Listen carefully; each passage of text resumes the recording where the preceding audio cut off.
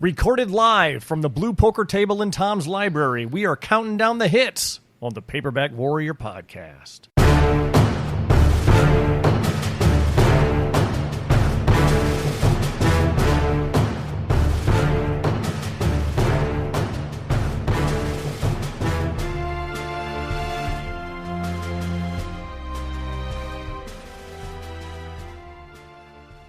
Welcome to the 43rd episode of the Paperback Warrior podcast.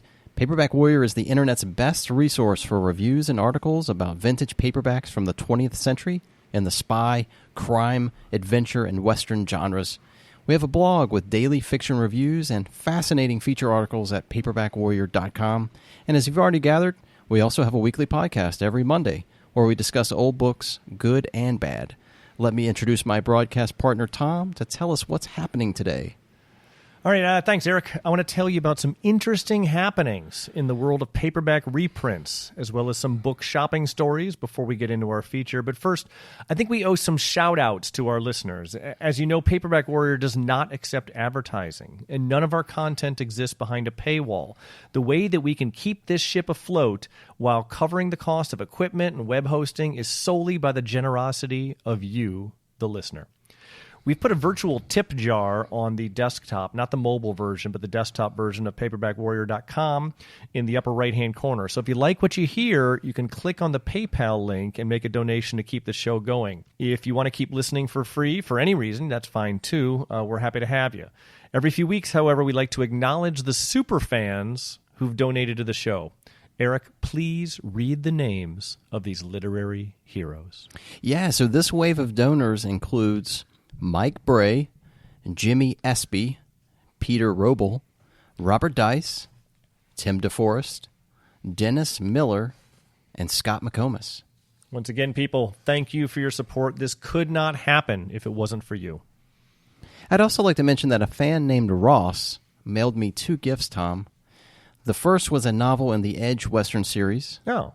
And the other was a book in the Adam Steele Western series. Well, that's super nice. Yeah, so thanks, Ross. Yeah, I got some fans have sent me old books as well, and I got to read them. I got, as you can imagine, the to be read stack here is getting pretty high, and the only way this works is if after I finish a book, if I just read whatever really appeals to me at that moment, or else I'm not as hungry to actually read it. But I'll get to all that stuff. Yeah. So. Have you done any shopping lately? Well, yeah. As of the date that we're recording this, the bookstores in Florida have just opened for browsing, but I haven't been out yet. So I've been hitting eBay and making some pretty good purchases I want to tell you about. First one, I want to talk about an author on a show a few weeks ago named Robert Colby. He wrote a book that I raved about called The Captain Must Die, which remains one of the best crime noir revenge novels I've ever read. I read and reviewed this book by him, also called The Star Trap, and that was pretty poor, actually. And I read a book by him called Run for the Money that I liked a lot. And so the other day I read a third book by Colby called In a Vanished Room that I actually thought was pretty crappy.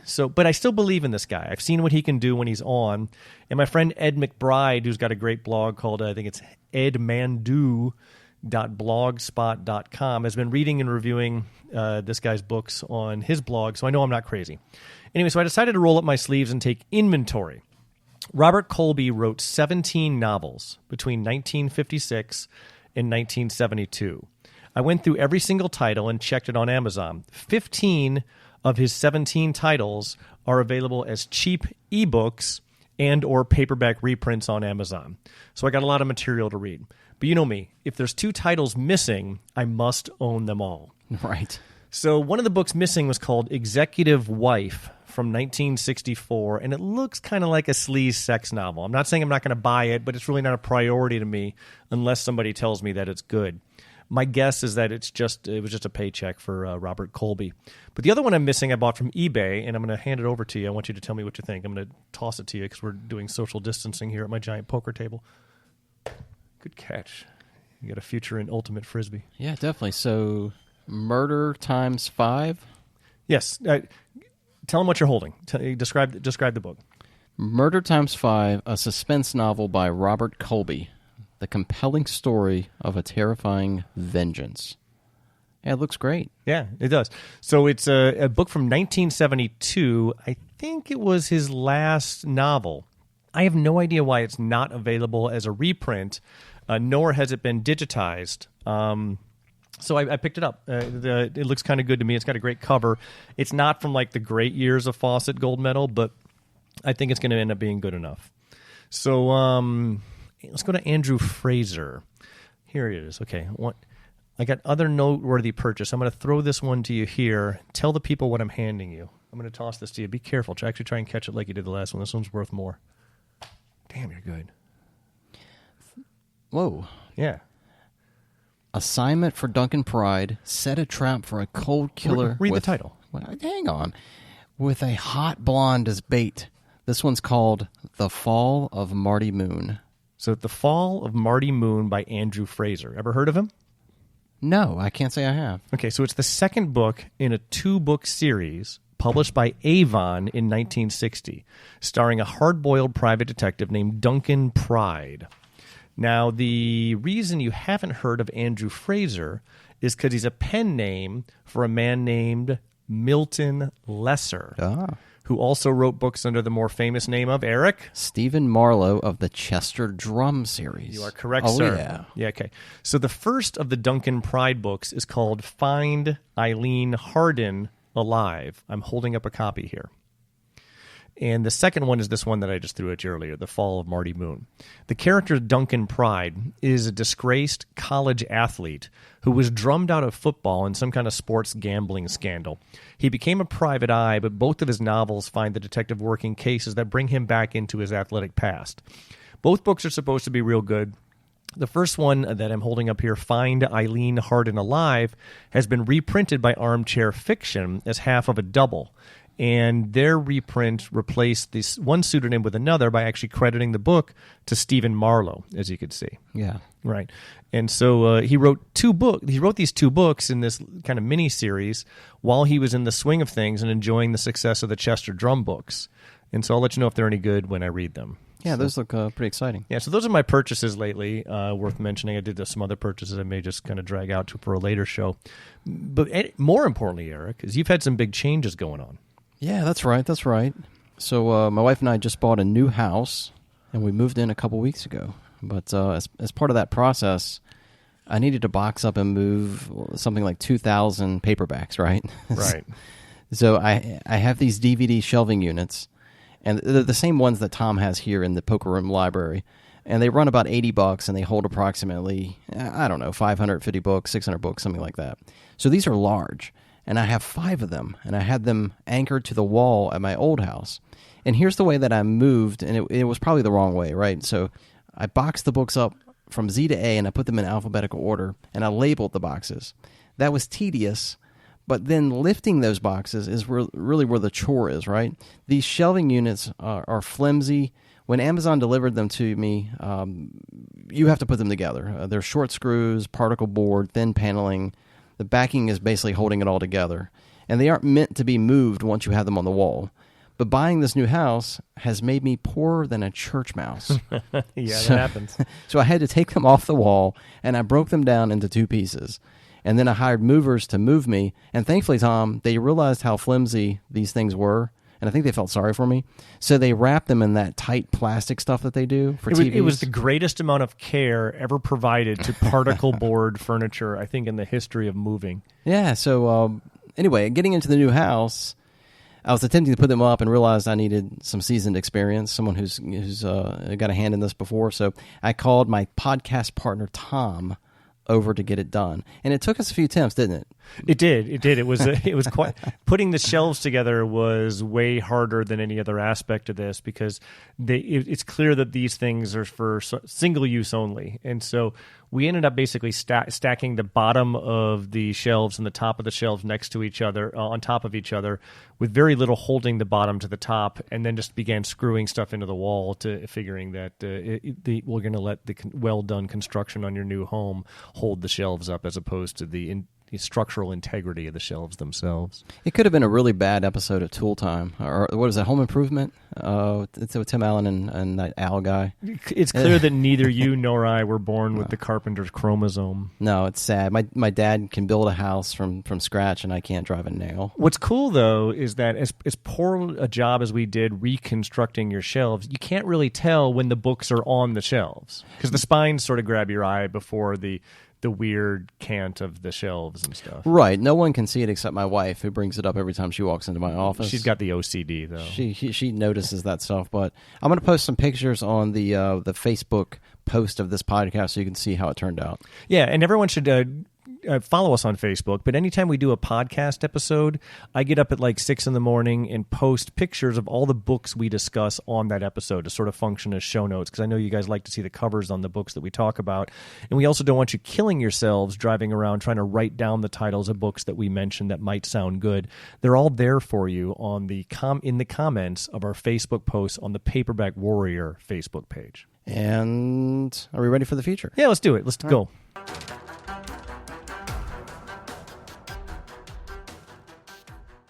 All right, so Eric, Paperback Warrior, as you know, is 7 years old this summer. Ready for school.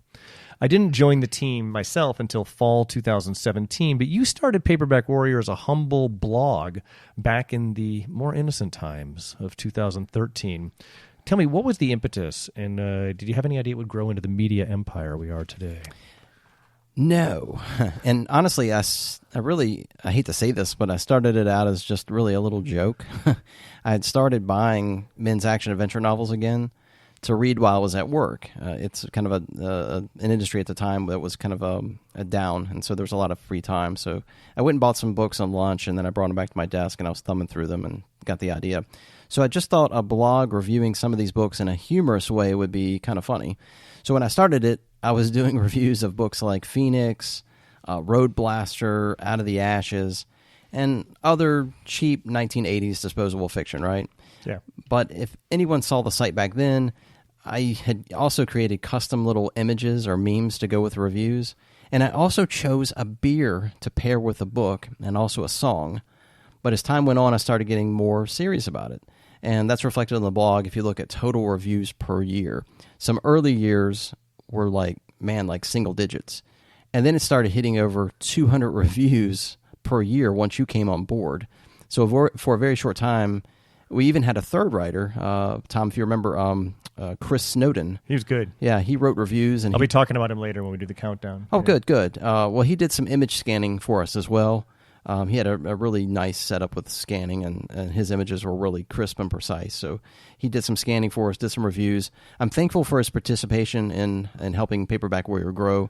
But I think the biggest part of its growth was just collaborating with you, not only with just reviews, but just looking at your personal library here and borrowing a lot of books that helped educate me on the various subgenres of fiction. So my eternal thanks to you, Tom, for that. Well, good. Well, I started out as a fan. I mean, I was just reading Paperback Warrior the way I read Glorious Trash and other blogs out there. And then at some point, I figured out who you were through Facebook, and I clicked on your profile, and I thought, this guy lives 6 miles from me. And right. so I invited you down, and that's always been my MO back when I was even a music journalist, was instead of starting a blog of my own, I just latch on to somebody who's got a really good blog and see if I can write for them and let them do all the heavy lifting as far as the HTML coding and all that.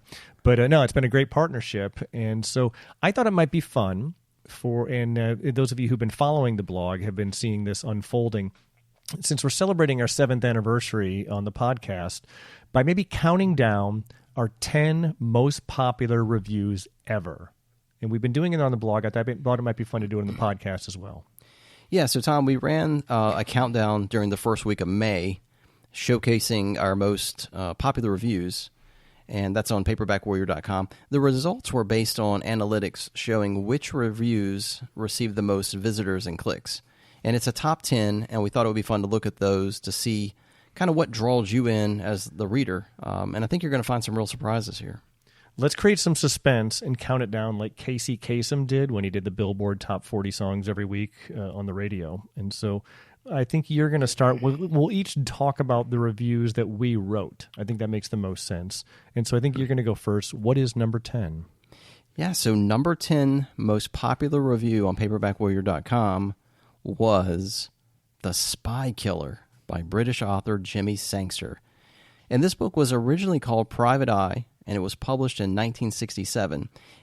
Man, it's a really fun spy adventure starring this British spy named John Smith. And a sequel was published in 1968 called Foreign Exchange. The good news is that both books were reprinted in physical and digital copies by Lee Goldberg's Brash Books imprint. And I urge listeners to check out both The Spy Killer and Foreign Exchange. They're funny, they're adventurous, and Jimmy Sangster, man, he just had a knack for humorous, funny writing. He was just a great storyteller. So I really enjoyed that. Yeah, that one looked good. I remember rereading the review when we posted that again. I'm like, man, I should check that out. All right, so speaking of Lee Goldberg, his reprint of the first Hardman novel, Atlanta Death Watch, came in at number 9 on our countdown. Atlanta Death Watch originally came out in 1974 and has been reprinted by Brash Books in physical and digital. In fact, the whole series is now available affordably thanks to Goldberg and Brash Books. If you like gritty 1970s hard-boiled crime, you're going to love these books. This one was the first of the series. And if I'm not mistaken, I think Lee Goldberg even unearthed a unpublished Hardman novel. He did. I think he sort of stepped into the shoes of Ralph Dennis and kind of taken over his entire library from the estate. And he's making sure all these books are available to everybody. And in the process of that, he found a Hardman novel that had never been published. And so he's republished that as well. I know that series has been very commercially successful for Lee. And I know that I can only imagine that the Ralph Dennis's family is just absolutely thrilled to see that their ancestors' work is being, enjoyed by a modern generation right now. Yeah. So number 8 on our countdown was the debut Spencer novel called The Godwolf Manuscript. This thing was published in 1973 and written by Robert Parker. Now, listeners are probably well versed in Spencer lore, but if you are new to the series, like myself, you'll love the adventures of this Boston private eye. The Godwolf Manuscript is sarcastically funny, but man, it's so compelling. I love the Spencer books. This was a great debut, and it's a great introduction to the series if you're not familiar with it. And Tom, I think I'm up to, book 3 or book 4, and I just look forward to reading those books. I love the Spencer character. I know the Spencer books are incredibly popular with the Paperback Warrior readers and listeners because every time you post a review on them, we just get tons of comments on our various social media platforms of people saying how much they love that series. So I'm glad we're finally giving it the attention it deserves on the blog. And on that review, we actually just got some feedback from Max Allan Collins. If you recall in that review, I had mentioned that I had thought that Max Allan Collins' character Corey was maybe inspired by Spencer. I know that the first Corey book was published after Spencer's debut in 1973, but Max Allan Collins was kind enough to post some feedback on that review and just mentioned that it wasn't an inspiration. He respects the character. He's not a particular fan of the series, but he respects what Spencer represented in terms of private eye fiction at that point in time. And he appreciated what Robert Parker brought to the table. But apparently Corey, the first Corey book, was actually written before Spencer's 1973 publication, but it just wasn't published. Yeah, I mean, it makes sense because I think that was probably Collins' first novel. And so a lot of times your first novel doesn't fly off the shelves as soon as you write it. I think he wrote it in grad school as part of like a project for a creative writing class that he was taking in Iowa. Anyway, let's jump forward to number 7 in our countdown, and it's a compilation of stories from the men's adventure magazines called Cuba, Sugar, Sex, and Slaughter, edited by Robert Dice and Robert Doyle. It's a collection of fictional short stories about Cuba, culled from magazines like Adventure and Real Men. The book also reprints a lot of great artwork from those magazines. It's a great compilation if you're into like super violent stories about Cuba. And I'm thrilled that the review resonated with our readers enough for them to click through to give it the number 7 spot. And again, that's Cuba, Sugar, Sex, and Slaughter, edited by Robert Dice and Robert Doyle. Coming in at number 6 on our countdown is another famed debut, and that's of Doc Savage, #1, The Man of Bronze. I won't spend a lot of time talking about this novel. Of course, you can read the review online, and we spent some time on Doc Savage back on podcast episode number 36, if I'm not mistaken. It's pulpy fun. It's an athletic, wealthy adventurer who travels the globe searching for adventure. Doc Savage has appeared in comics, magazines, paperbacks, and even film. So he's kind of been all over the place, but he came in at number 6. Number 5 on our countdown is yet another Brash Books reprint, and it's also a Ralph Dennis novel, although surprisingly it isn't a Hardman installment. Instead, it's a standalone called The Spy in a Box. And it was originally an unedited, unpublished manuscript that Brash Books co-founder Lee Goldberg discovered. He edited and reprinted the book, and man, it's a fun story. It's a former operative that's forced into an intriguing cat-and-mouse game when he's framed for exposing state secrets. So that's Spy in the Box by Ralph Dennis, and again, it came in at number 5 on our countdown. Number 4 is Max Allan Collins' The First Quarry. If you're new to the series or unfamiliar with the character, this novel was written as an origin tale. I consider it to be the first series installment, although it was written and published out of series order in 2008. These books don't necessarily require continuity, but this novel introduces the Vietnam vet that turned hitman, which is the Quarry character. It's a violent, entertaining novel, and it's a must-have for our listeners. Again, that's The First Quarry by Max Allan Collins. All right, so number 3, I'm going to do this one, but neither you nor I wrote the review. For a short window of time, Paperback Warrior had a third writer named Christopher Snowden doing reviews for us, and I really loved reading his stuff. He had such a way with words. In fact, his review of The Butcher, number 35, Gotham Gore, remains my favorite review ever on Paperback Warrior. He destroys this book in such a hilarious fashion. You should check it out. But he also wrote our third most popular review ever on the site, and that's Black Eagles #1, Hanoi Hellground by Mark K. Roberts, writing under the house name pseudonym of John Lansing. Snowden describes the book as basically the Dirty Dozen in Vietnam. It tells the story of the group's mission to seize a huge pagoda complex in North Vietnam. Snowden liked the book, but found it a little long. This book is Black Eagles #1, Hanoi Hellground by John Lansing. Now, the number 2 book on the countdown is mine, and it's Parker #6, The Jugger, by Donald Westlake, writing as Richard Stark. And this is part of his Parker series. It's one of the best series ever, and one of the most popular men's adventure series about this emotionless professional heist man just named Parker. The 6th installment in the series actually has Parker solving a mystery of a retired safecracker who died mysteriously after sending Parker a letter. For those of you who have not done hard time in prison, a jugger is slang for a safecracker. I thought it was an excellent installment in the series, but it was Donald Westlake's least favorite book that he wrote in the Parker series. And who are you going to believe, me or the author? In any case, our number 2 pick is The Jugger by Richard Stark.